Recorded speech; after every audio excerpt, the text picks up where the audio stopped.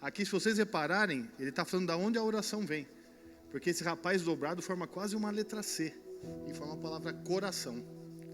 Então é sobre isso que eu quero falar hoje, né? O que é a oração, os benefícios que ela pode trazer e o que ela pode fazer na nossa vida. Amém? Vamos baixar um pouquinho nossas cabeças. Senhor, obrigado por mais um dia de vida, Pai. A vida cedida a cada um aqui presente, Senhor. Venho te agradecer agora, Pai, pela oportunidade de poder falar um pouco mais da Tua Palavra, Pai. E pedir, Pai, que Seu Espírito Santo esteja aqui, Pai, fazendo com que o coração de cada servo Seu aqui se abra, Pai, e tenha um entendimento completo e pleno da Tua Palavra, Senhor. Oh, Pai, eu peço que o Senhor me capacite, Pai, porque eu não sou capaz de nada, Pai. Que eu possa falar o que o Senhor colocou no meu coração da maneira mais clara possível, Pai. E que ela possa, Pai, tocar nem que for só uma vida, Pai. E que possamos entender, Pai, a importância que é a oração, Pai. A importância que é conversar com o Senhor e ter intimidade com o Senhor, Pai. Fica agora ao nosso lado, Senhor, se assenta. Espírito Santo, o Senhor tem total liberdade aqui, Pai. Passei em nosso meio, toque em cada vida, Pai. É que eu te peço e agradeço, em nome de Jesus. Amém. Primeira coisa que eu queria explicar é o que é oração.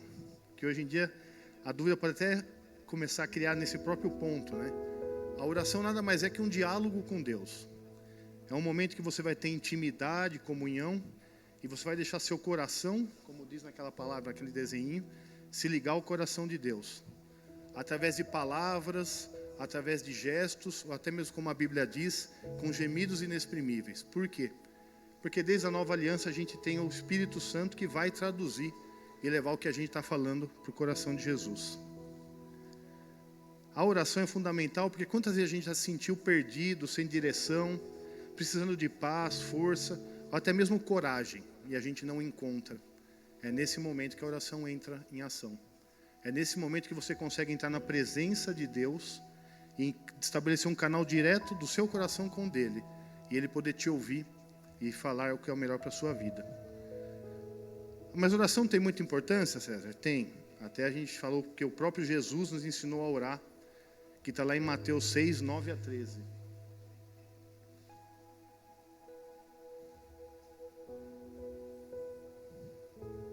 E a palavra de Deus diz: vocês orem assim: Pai nosso que estás nos céus, santificado seja o teu nome. Venha o teu reino, seja feita a tua vontade, assim na terra como no céu.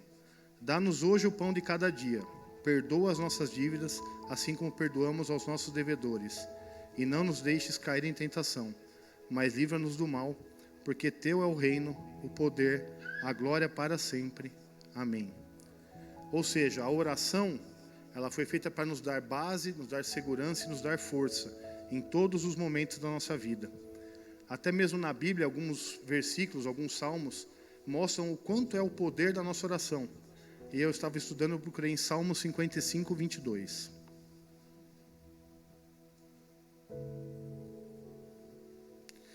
Entregue suas preocupações ao Senhor, e Ele o susterá. Jamais permitirá que o justo venha a cair. Conhecendo o nosso Deus, irmão, as preocupações aqui, elas são limitadas. É uma preocupação que você consegue resolver ou não? Tem importância isso para a gente? Para a gente tem. Porque a gente tem vezes que a gente esquece do poder do nosso Deus. E o nosso Deus é o Deus do impossível. Qualquer oração, desde uma ressurreição de um morto, a uma conta para pagar, a um problema a ser resolvido, Deus vai ouvir e Ele vai fazer no tempo dele o que é melhor para a nossa vida. A oração ela vai servir para a gente como um alimento espiritual. É ela que nos vai dar força para aguentar o dia a dia. Do mesmo jeito que a gente se alimenta com comida, a oração ela vai te ligar com a fonte da nossa vida, que é Jesus. Eu estava pensando hoje, quando eu estava trabalhando, né, nas dietas que você faz para paciente perder peso ou ganhar massa muscular. Aí tem gente que fala que o jejum funciona, o jejum intermitente funciona, uma dieta hipocalórica funciona. Mas eu estou lendo um livro novo sobre isso, que chama O Código da Obesidade, né? E hoje a gente já sabe que a dieta não relaciona mais com ganho de peso. Não importa o que você come, o que importa é seu nível de insulina. E ela é que vai delinear se você vai ganhar peso ou não. Se você pode ficar, eu brinco até nem em jejum intermitente, jejum contínuo. Você fica 7 dias sem comer, você não perde 1 grama, por causa da insulina. E a oração, eu acabei correlacionando que a oração é a insulina do crente com Deus. Por quê? Quanto mais você tem mais palavra, mais substância você vai ganhar, mais segurança você vai ter e mais propriedade você vai ter. Eu separei também aqui alguns exemplos na Bíblia de pessoas que experimentaram os milagres somente através da oração. O primeiro se encontra em 1 Reis 18, 36 a 39. À hora do sacrifício, o profeta Elias colocou-se à frente e orou: Ó Senhor Deus de Abraão, de Isaque e de Israel, que hoje fique conhecido que tu és Deus em Israel, e que sou o teu servo, e que fiz todas essas coisas por ordem tua. Responde, meu Senhor, responde-me para que este povo saiba que tu, ó Senhor, és Deus, e que fazes o coração deles voltar para ti. Então o fogo do Senhor caiu e queimou completamente o holocausto, a lenha, as pedras e o chão, e também secou totalmente as águas na valeta. Quando o povo viu isso, todos caíram prostrados e gritaram: O Senhor é Deus, o Senhor é Deus. Nesse contexto, essa palavra que teve foi como se fosse uma disputa, né, entre os deuses da época e contra o nosso Deus.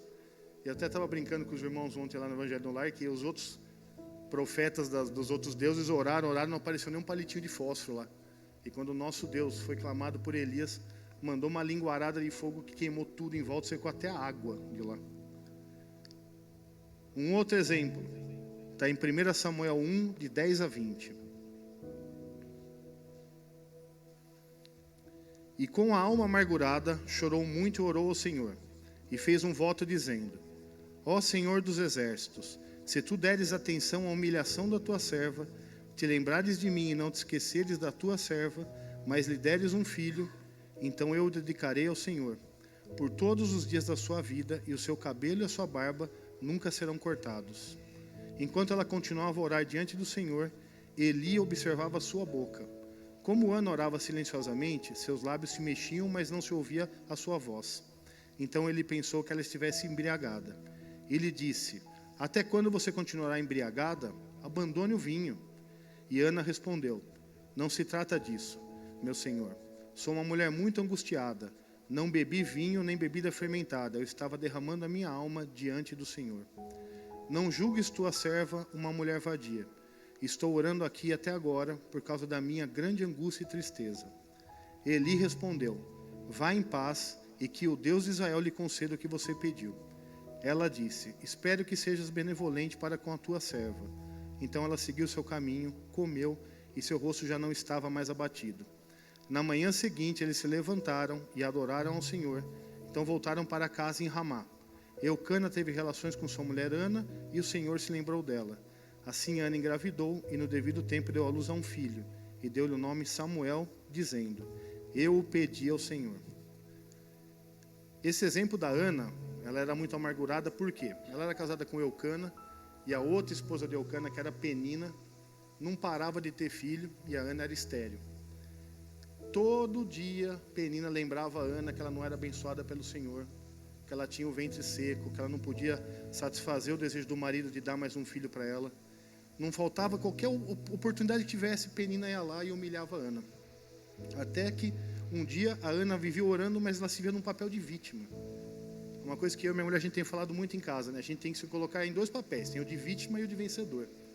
E o nosso Deus nos faz mais que vencedores, então a gente nunca pode ser vítima. Mas a Ana só tinha o papel de vítima, ela chorava com dó dela mesma, por isso que não obtinha o milagre. A partir do momento que Eli liberou essa palavra para ela, ela se viu como vencedora. Já fala aqui na Bíblia que o semblante dela mudou. Ela tomou posse daquele milagre e deu à luz o Samuel, né? Um profeta muito conhecido. E o último exemplo que eu queria falar daqui foi em Daniel 6, de 10 a 22. Quando Daniel soube o decreto que tinha sido publicado, foi para casa, o seu quarto no andar de cima, onde as janelas davam para Jerusalém. 3 vezes por dia ele se ajoelhava e orava, agradecendo ao seu Deus, como costumava fazer. Então aqueles homens foram ver e encontraram Daniel orando, pedindo ajuda a Deus.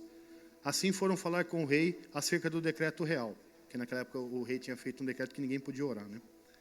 Tu não publicaste um decreto ordenando que nos próximos 30 dias todo aquele que fizesse algum pedido a qualquer Deus ou a qualquer homem, exceto a ti, seria lançado na cova dos leões? O rei respondeu: O decreto está em vigor. conforme a lei dos medos e dos medos e dos persas, que não pode ser revogada.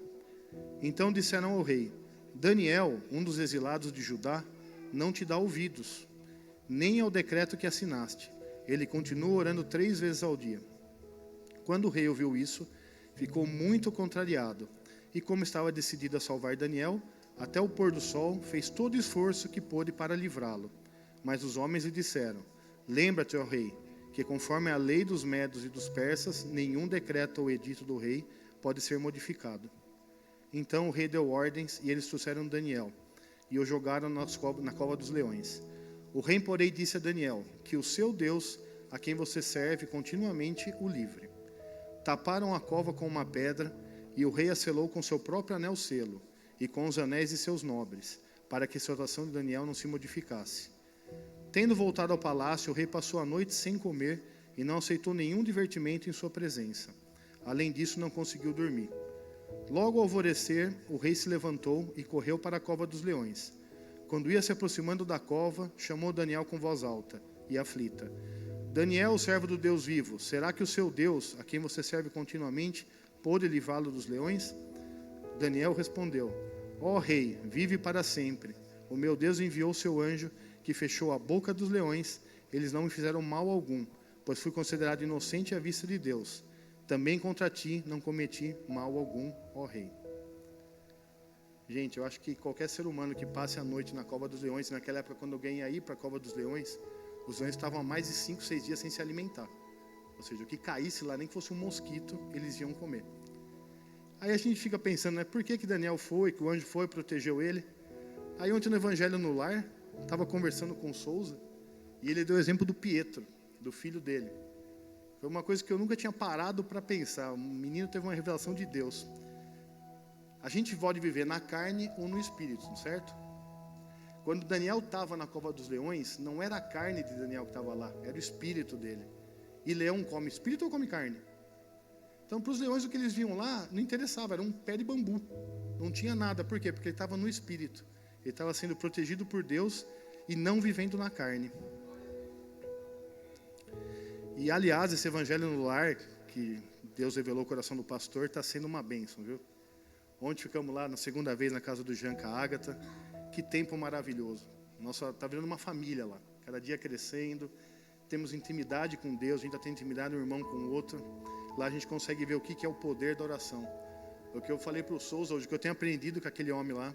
O que falta de cabelo para ele sobra de sabedoria, viu? Porque olha, o homem manja da Bíblia de um tanto que eu falo assim, olha, eu só estou aqui para aprender, viu? E quais são os principais benefícios da oração, né? A primeira, trazer paz, alívio e segurança, que está lá em Filipenses 4, de 6 a 7. Não ande ansiosos por coisa alguma, mas em tudo, pela oração e súplicas e com ação de graças, apresente-se seus pedidos a Deus, e a paz de Deus, que excede todo entendimento, guardará os seus corações e as suas mentes em Cristo Jesus. O que a gente mais sofre, a maioria dos seres humanos sofre, é com a questão da ansiedade, né? Tem gente que fala até no meio médico que a ansiedade é um traço adquirido, é uma coisa que a gente não consegue se livrar.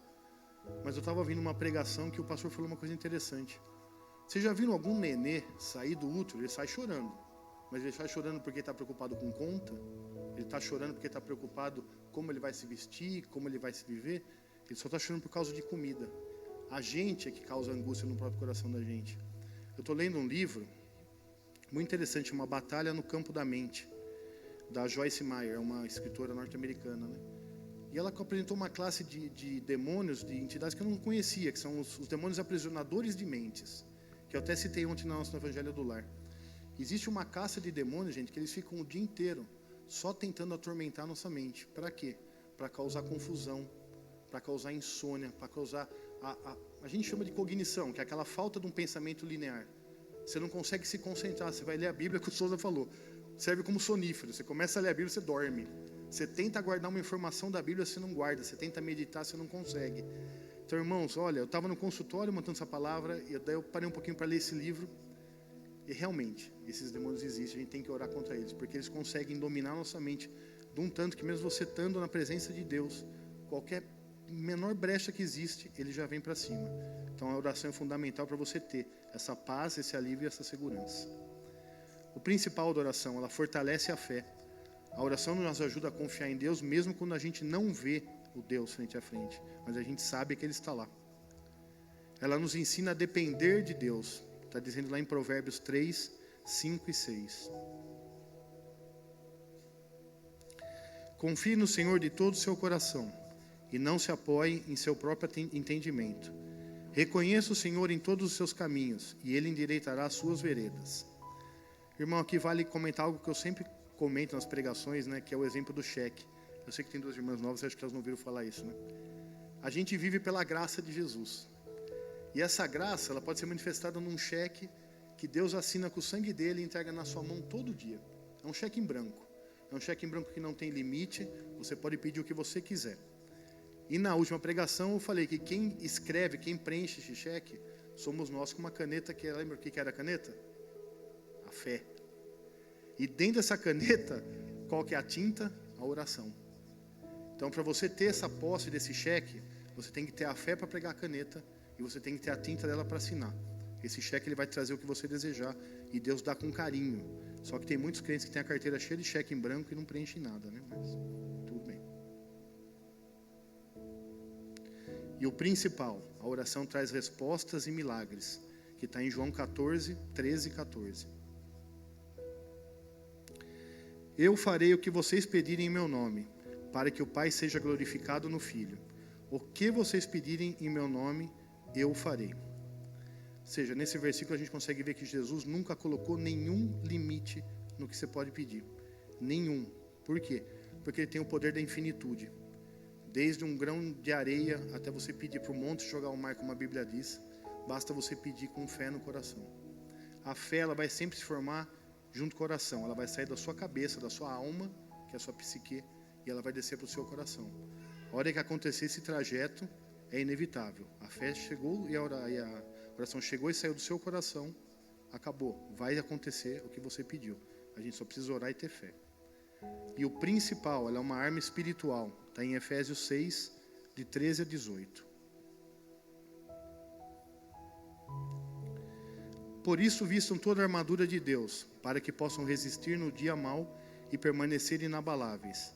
Depois de terem tido tudo feito tudo, assim mantenham-se firmes, cingindo-se com o cinto da verdade, vestindo a couraça da justiça, e tendo os pés calçados com a prontidão do evangelho da paz. Além disso, usem o escudo da fé, com o qual vocês poderão apagar todas as setas inflamadas do maligno. Usem o capacete da salvação e a espada do Espírito, que é a palavra de Deus. Orem no Espírito em todas as ocasiões, com toda oração e súplica. Tendo isso em mente, estejam atentos e perseverem na oração por todos os santos.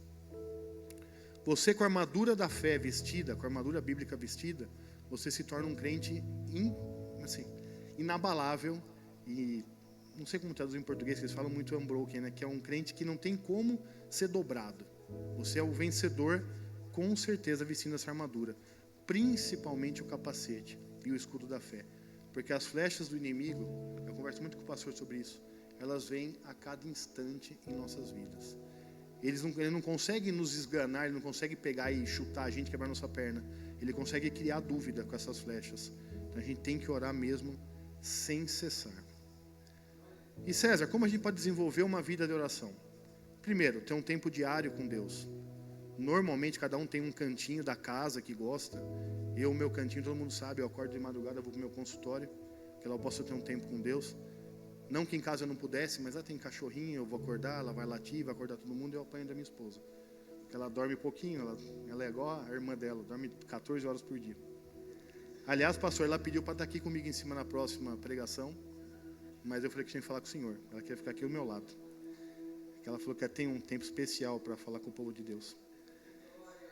Mas a gente tem que lembrar também que não é obrigatório ter esse cantinho. Você não tem, onde você tiver. Tem um irmão aqui nosso, que eu não vou citar nome, que ele gosta de ter o tempo dele com Deus no banheiro.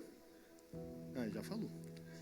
Ele gosta de acordar e ir no banheiro, é um lugar tranquilo, ele tem o tempo dele com Deus. E ele falou que se não faz isso, Deus acorda ele da cama com dor de barriga. Então ele já tem um tempinho dele. Só que a oração a gente tem que lembrar que em qualquer lugar ela é válida. Deus, ele não está só esperando você na hora que você combinou. Ele está 24 horas por dia à nossa disposição e só esperando a gente se ajoelhar ou a gente ter um tempo de qualidade com Ele. E quanto mais tempo a gente tem com Ele, vai desenvolver uma palavra muito interessante que é a intimidade. E quanto mais intimidade você tem, é igual o cunhado quando vira seu amigo, né? A intimidade é um caminho sem volta. Quanto mais intimidade você tem com Deus, mais você vai ouvir a voz de Deus. Mais você vai ter conversa com Ele e respostas dEle. Inclusive as negativas, mas vai ter. Outro ponto fundamental é orar com sinceridade. Deus deseja uma conversa genuína. O pastor falou isso sábado na pregação. Ele não quer uma reza. Ele quer que você converse com Ele. E Deus, gente, não é aquele cara que só vai usar o português, não o coloquial, naquele português clássico, que só fala, eis aqui esperando meu filho, fale com vosso pai. Deus entende o nosso linguajar, não importa como você fala, qual língua você fala, Ele vai entender. Ele só quer ver o seu coração falando. Eu vou orar em silêncio. Pode orar, Ele vê o coração, Ele não vai ver sua boca. Só que a gente tem que lembrar o quê? Essa genuinidade é que faz Jesus ficar feliz e o principal, o coração dele se ligar com o nosso. E outra coisa muito importante, né, que o pastor também citou. Mulher, principalmente, sem ser machista, né, adora falar. Eu também falo pra caramba com meus pacientes. Só que a gente tem que lembrar que tem o tempo de ouvir. A gente fala e espera, tem o tempo de ouvir. Só que os irmãozinhos, eu também me incluía nisso antigamente, dá o tempo de ouvir e o que adivinha, o que ouve? Nada. Fica aquele silêncio. Só que a gente tem que lembrar o quê? Que Deus age até no silêncio. Deus, ele pode não conversar com você na hora, mas ele está te ouvindo. E a gente tem que entender uma coisa que também eu sofro muito com isso, que é esperar o tempo de Deus. Que o tempo dele é o certo, não o nosso. A gente quer tudo para ontem. Só que eu ando presenciando tantas coisas, falo assim, mas isso aqui não deu certo hoje. De repente eu vejo no outro dia que se tivesse dado certo, eu tinha dançado no outro dia. Hoje mesmo, a gente estava falando com a minha mulher, eu estava vindo para cá tão preocupado em pregar, que ele pensa se eu lembrei desses radar que tem em Itupeva. Em 2 radares já me lembrou. No terceiro, irmãos, eu nem lembrava. Aí de repente eu olhei, só tinha um Onix branco freando, meti o pé no freio. Eu olhei e falei assim, nossa, graças a Deus que o carro parou. Passei a 50 no radar, não fui multado. Foi o que eu falei para minha mulher. Deus se preocupa até com isso, porque tem hora que você está tão preocupado, tão desligado, Ele precisou falar comigo? Não, Ele coloca terceiros na sua vida para você poder fazer isso. E outro que acontece muito com nós crentes, né? César, eu oro, mas não tenho resposta. Irmãos, podem ter certeza de uma coisa, a resposta virá. A resposta virá, mas para isso temos que ter essa intimidade que eu estou falando com Jesus. E a intimidade é fundamental por quê? Eu estava pensando hoje, enquanto eu estava digitando a palavra, eu vou pegar uma pessoa no meio da rua que eu não conheço, qualquer um de vocês, pega uma pessoa que nunca viu, está passando a Rose, que não conhece, eu chamo ela e falo, Rose, como que é seu nome? Rose, Rose, eu tenho um problema aqui muito sério, assim, assado, você me ajuda a resolver? Gente, qual pessoa vai dar uma resposta sincera, vai de coração ajudar a gente? Pode ser que você encontre uma pessoa dessa, não é impossível, mas a maioria não, por quê? Porque você só pede conselho, você só pede ajuda para quem você tem intimidade. Você tem um pai que pode te dar tudo, ele te dá a vida todo dia, porque senão a gente não tem capacidade de estender um segundo a nossa vida, a gente não tem capacidade de dormir, lembrar de respirar, a gente continua respirando. Por quê? Pela graça de Deus. E é com Ele que a gente tem que pedir. César, mas a gente pede, Ele não fala, eu não escuto. Calma, gente, Ele vai ouvir. Outra coisa também que me preocupa, assim, você está ouvindo, orando, de repente você começa a orar em espírito, falar em línguas estranhas. Gente, orar em línguas estranhas é para a sua própria edificação, é maravilhoso, é sensacional, é muito gostoso. Mas quem não foi ainda batizado no Espírito Santo, não tem esse dom, pode ficar tranquilo, porque sua oração Deus escuta do mesmo jeito. Para Ele vai ver seu coração, e a linguagem do coração a gente não conhece, só Ele conhece. Quando você está derramando seu coração, chorando no altar, chorando no seu quartinho de guerra, Ele vai te ouvir, Ele vai te responder. A gente só não precisa desistir.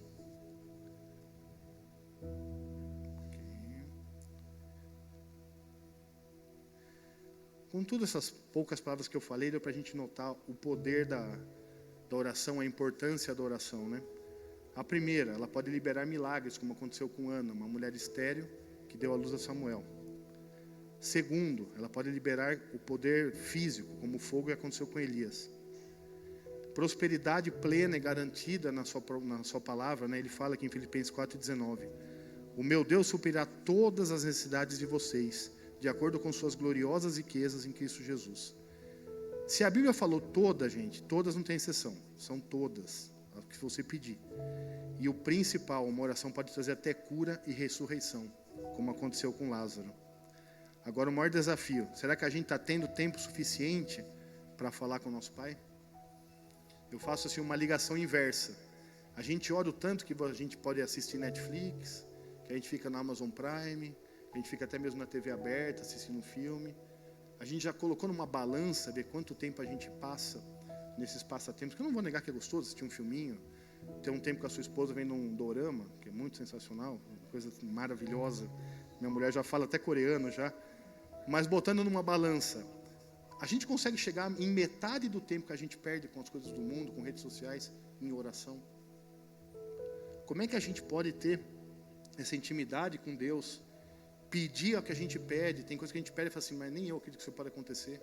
E Ele pode fazer acontecer, eu sou prova viva disso. O pastor sabe das coisas que acontecem na minha vida, que é uma coisa que eu não entendo. Mas assim, eu me esforçando, eu estava até comentando o Evangelho do Lar.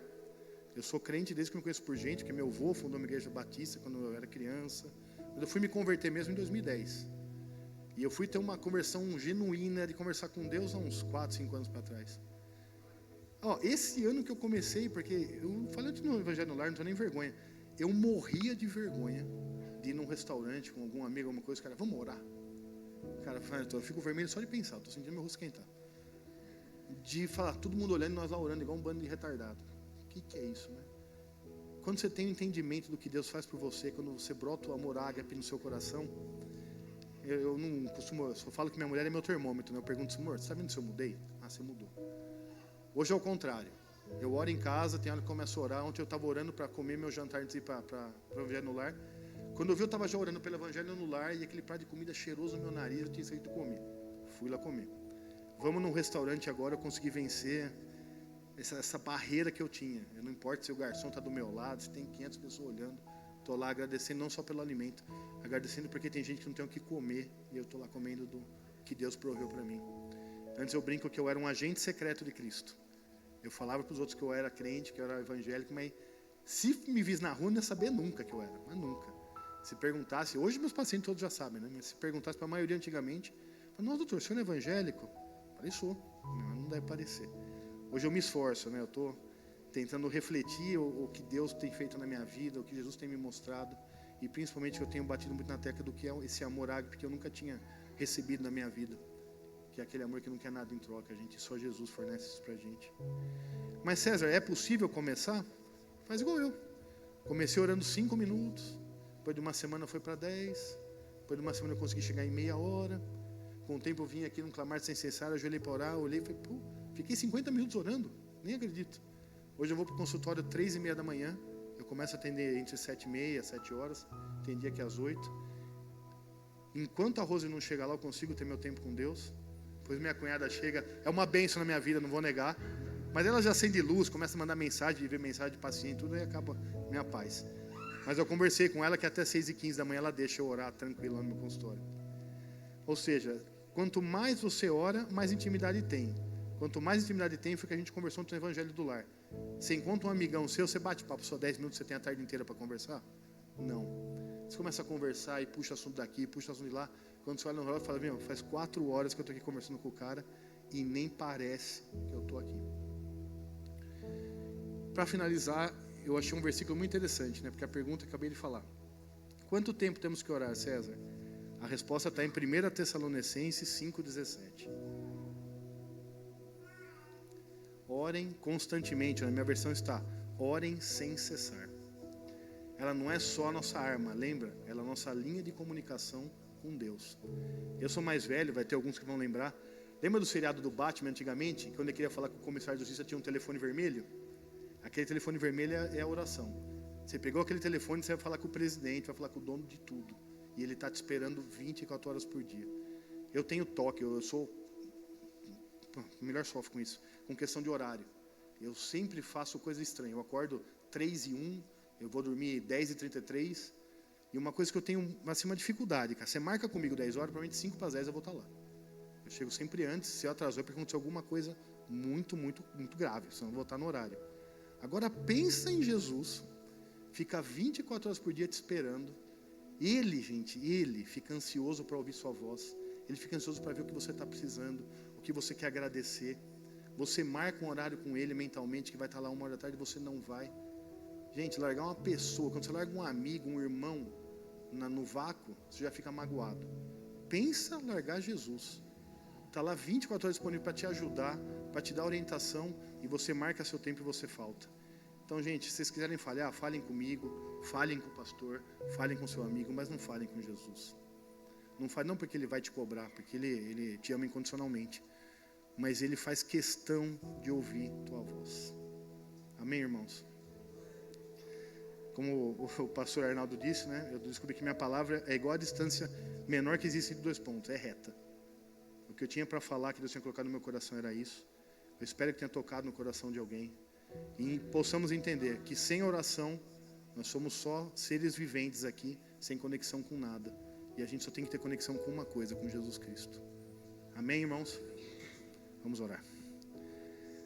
Senhor Jesus, obrigado pela Tua palavra, Senhor. Obrigado por cada irmão aqui presente, Pai, que recebeu essa palavra, Pai. Que nós possamos entender, Pai, que o Senhor anseia, Pai, por ouvir nossa voz, Pai. Por ouvir nossos pedidos, nossos agradecimentos, Pai. Ouvir nosso choro, Pai, de alegria ou de tristeza. Mas o Senhor está lá para nos consolar, Senhor. Eu te agradeço, Pai, por o Senhor nos amar incondicionalmente, Pai. Eu te agradeço porque tudo que o Senhor faz por nós, Pai, não tem nenhuma finalidade a não ser nos dar paz e vida, Senhor Jesus. Obrigado por Teu Espírito Santo nos guiar a cada dia, nos proteger, Pai, nos livrar das armadilhas do diabo, Senhor. Eu te agradeço por cada família aqui representada, Pai. Peço que tenha um resto de semana abençoado, Pai. Que cachoeiras, cascatas de bênçãos caiam na vida de cada um, Pai. Que os pedidos mais profundos do coração de cada irmão, Pai, cheguem ao Teu trono de glória, Pai, e sejam respondidos, Pai, afirmativamente pelo Senhor, Pai. Nos leve em segurança para nossa casa, Pai. Abençoa, Pai, tudo que possamos fazer nessa semana, Senhor. E saiba, Pai, que nós te amamos mais que tudo, Pai. Cada irmão aqui representado, Pai, cada irmão aqui sentado, Pai, está aqui por um motivo, Pai, te louvar e te adorar, Senhor. Abençoa ricamente a vida de cada um, Pai. Em nome de Jesus.